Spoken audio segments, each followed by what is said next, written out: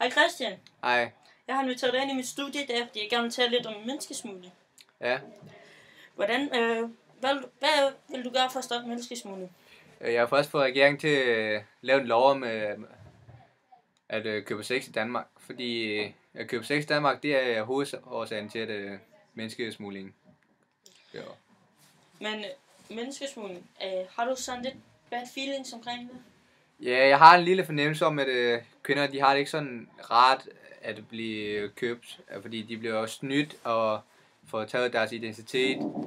De bliver jo for eksempel snydt med at modeljobs og alle de ting, så blev de bare prostitueret til andre lande, så det skal sætte stoppe for.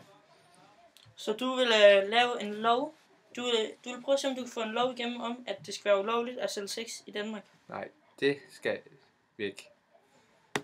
Her sidder vi med verdenskendten Alfons. Hvad så?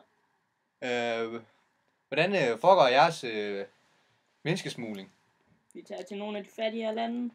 Afrika, Thailand, Rusland. Og så kidnapper vi med en masse, og så tager vi dem med til USA. Ja, hvordan foregår det sådan praktisk? At nogle gange kan vi godt finde på at stille dem op som nogle modeller, og så bare tage dem med, og så finder de først ud af, at de ikke er modeller, men de skal sexlave. Ja, tjener I sådan godt på det?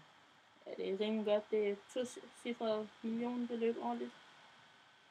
Ja, tænker I, at det er synd for de piger, som I henter i de fattige lande? Nej, faktisk ikke. Det er bare rent forretning.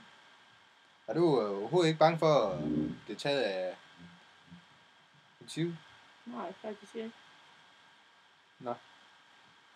Det var det nok det for i dag. Selv tak.